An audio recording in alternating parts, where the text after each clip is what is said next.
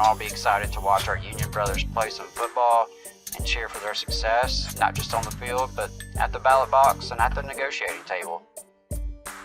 Which side are you on? Which side are you on? I love it when my sports passions and labor passions intersect, so that was really cool for me in particular. If you haven't seen it yet, go to tvlr.fm, check out the article, More Unionized Football on the Way. So this time of year is spring, it's after the Super Bowl, right? And there's that long stretch between the NFL Super Bowl and the beginning of football, beginning of college football and professional football. And so you've seen a couple spring football leagues pop up in the last few years to kind of fill that gap. The USFL is opening its season next month. The XFL season has already been underway. I've been able to, flip through and watch some of those games already. Always love to have more football. And the really cool thing is that the XFL players are following in the footsteps of their brothers in the USFL, and they are forming a union. And back on March 10th, the United Steelworkers put out a press release letting folks know that these professional football players were organizing with USW.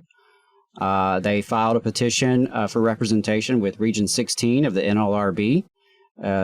Roughly 475 professional athletes in the XFL are looking to be represented by USW. And of course, workers want to join unions to have a voice on the job over their working conditions, including compensation, benefits, safety, all the things we've discussed today and every week, right? The reasons why folks want to have a union.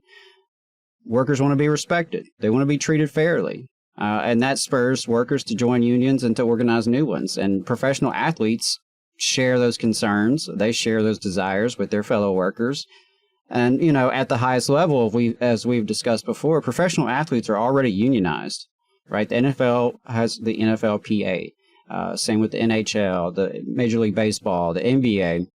So given the potential benefits from unionization, the record high approval of unions already being firmly established in the professional ranks of athletes, shouldn't be surprising to see this new campaign among the XFL players, but I still was very, pleasantly surprised to see it, frankly, because, we hadn't heard anything out of XFL yet. We didn't know if that was going to happen.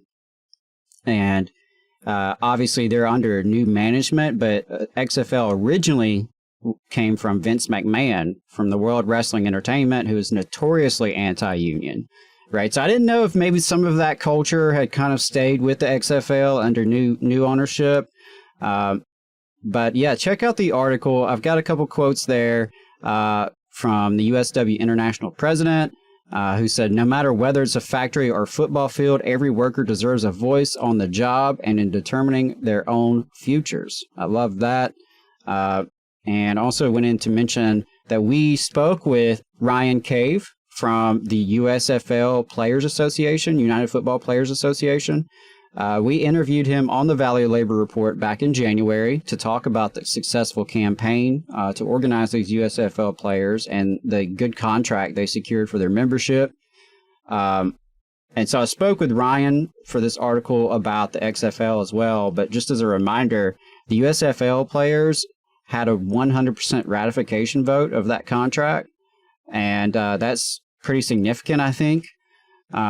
Given the tumultuous history of spring football leagues, players were seeking contractual protections, especially in regards to areas like workers' compensation, equipment, safety, healthcare. Given the physical nature of the sport, obviously very relevant.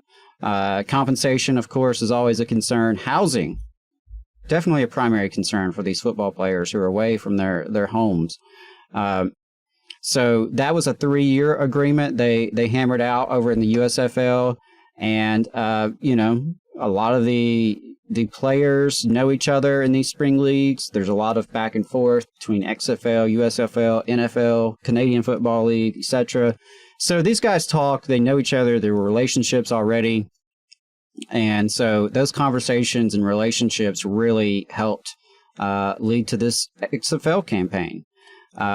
So Ryan shared that a lot of the players were familiar with player unions already, and after they saw the success in the USFL, that really, furthered their interest, and they wanted to secure a union for themselves and a good contract for themselves in the XFL.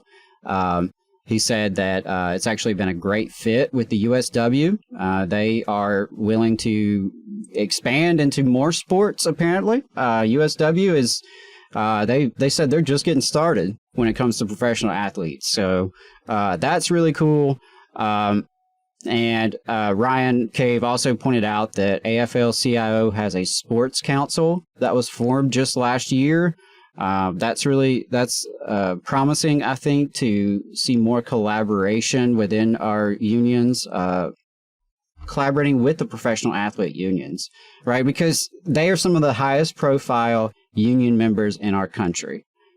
That's not nothing. That's something that we ought to really keep in the forefront, and something we have to take advantage of as a movement, frankly. So, Americans and Alabamians love sports. We love football.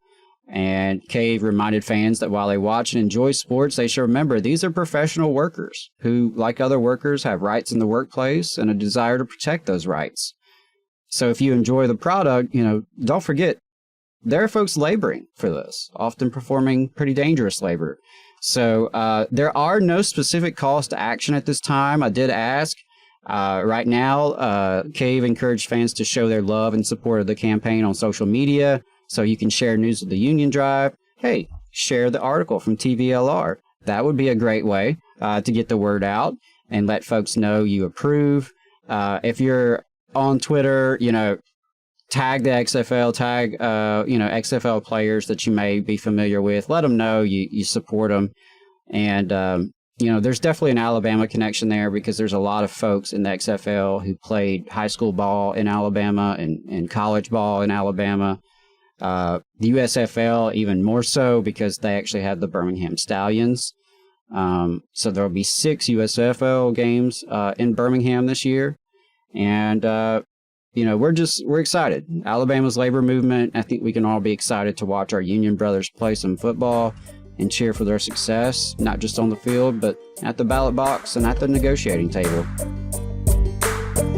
You just saw a clip from the Valley Labor Report. We are live every Saturday morning from 9:30 a.m. till 12:30 p.m. And we pride ourselves on keeping all of our content free to everybody so that we can talk to as many working folks as possible. If you support the work that we're doing, you think that it's important, you think that it's good, then consider making a monthly contribution to the project, and you can do that on our website, tvlr.fm.